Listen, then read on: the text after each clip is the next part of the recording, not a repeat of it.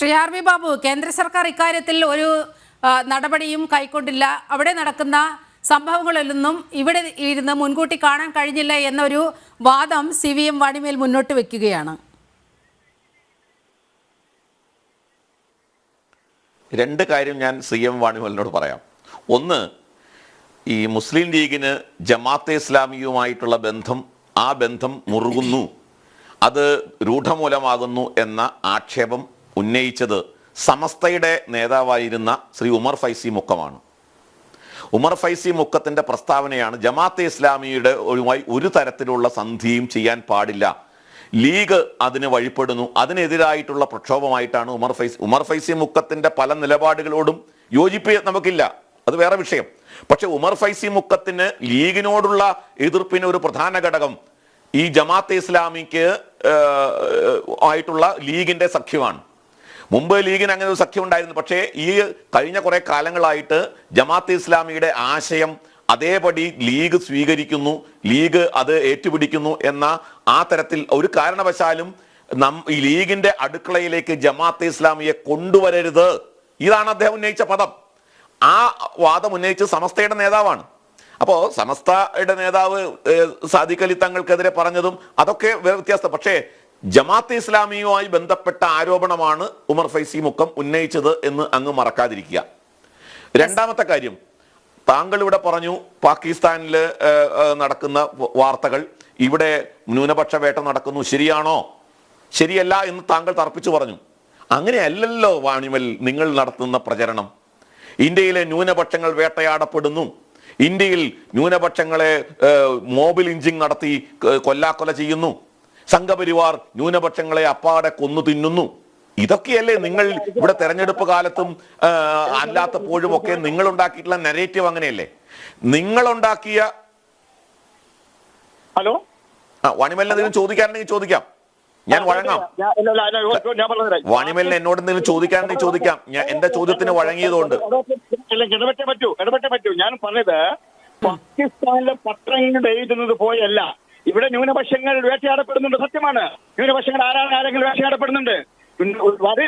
UP-യിൽ അതിരൂക്ഷമായി മുസ്ലിങ്ങൾ കൊല ചെയ്യപ്പെടുന്നു, പള്ളികളെ കെട്ടപ്പെടുന്നു, സംശയമില്ല. പക്ഷെ ഞാൻ പറഞ്ഞത് പാകിസ്ഥാനിലെ പത്രങ്ങൾ പറയുന്നത് പോലെയല്ല ഞാൻ പറഞ്ഞത്. കേരളത്തിൽ പോലും മുസ്ലിങ്ങൾ വേട്ടയാടപ്പെടുന്നവർ പാകിസ്ഥാൻ പത്രങ്ങൾ പറയുന്നുണ്ട്, അത് ശരിയല്ല ഞാൻ പറഞ്ഞത്. ഞാൻ കൂടുതലും പറയുന്നു, സംഘപരിവാർ ശക്തികളുടെ നേതൃത്വത്തിൽ ഇന്ത്യ ഒട്ടാകെ ന്യൂനപക്ഷങ്ങൾ ഭയവിശ്വരരാണ്, സംശയമില്ല കാര്യത്തിൽ. ഞാൻ പറഞ്ഞ കാര്യം, പാകിസ്ഥാൻ പത്രങ്ങൾ പറയുന്നത് പോലെ കേരളത്തിലെ മുസ്ലിങ്ങൾ വേട്ടയാടപ്പെടുന്നില്ല എന്നാ ഞാൻ പറഞ്ഞത്, അല്ലാതെ ഇന്ത്യ മൊത്തം പറഞ്ഞിട്ടില്ല. അത് തിരുത്താനെയാണ്.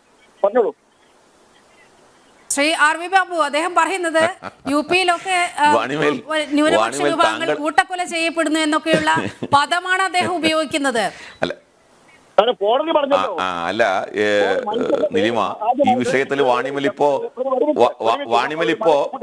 നിലപാട് മാറ്റിയതാണ്. വാണിമേലിന്റെ യഥാർത്ഥ രാഷ്ട്രീയം പുറത്തു വരികയാണ്.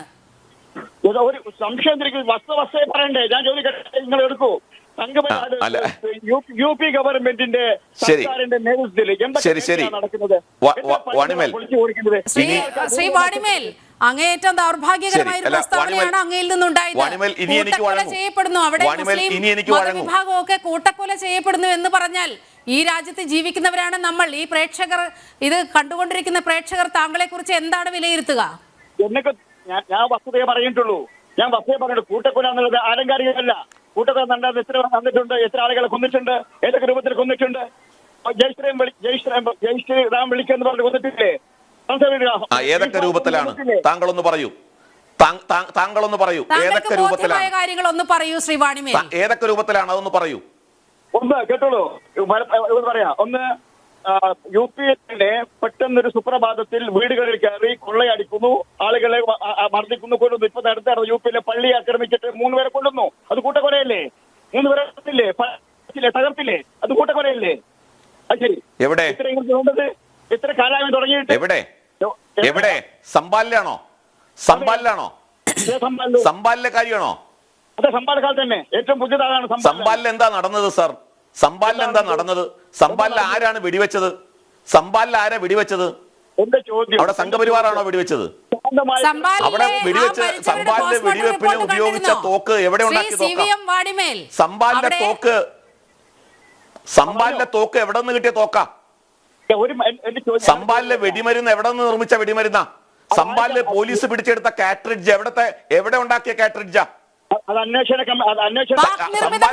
വെടിവെച്ചത് എന്താ സംഭവം? സംബാലില് നിങ്ങൾക്കറിയോ വാണിമേൽ? സംബാലിലെ എം പി, സംബാലിലെ സമാജ്വാദി പാർട്ടി എം പി അവിടെ 1.5 കോടി രൂപ വൈദ്യുതി മോഷണത്തിന് പിഴയടക്കിയ ഇല്ലീഗൽ. ഇപ്പോ സംബാലിലെ ആളുകൾ, മുസ്ലിങ്ങളായിട്ടുള്ള ആളുകൾ, അവരുടെ ഇല്ലീഗലായിട്ട് അവർ നിർമ്മിച്ച കെട്ടിടങ്ങൾ സ്വമേധയാ അവർ പൊളിച്ചു കളയുക. സംബാൽ ഒരു ലോ ആൻഡ് ഓർഡർ വിഷയമായി മാത്രം നിലനിൽക്കുക. അവിടെ വർഗീയമായിട്ടുള്ള പ്രശ്നമല്ല. അവിടെ എന്തുകൊണ്ടാണ് സംബാലിലെ ആദ്യത്തെ സർവേ ഒരു കുഴപ്പം കൂടാതെ നടന്നല്ലോ?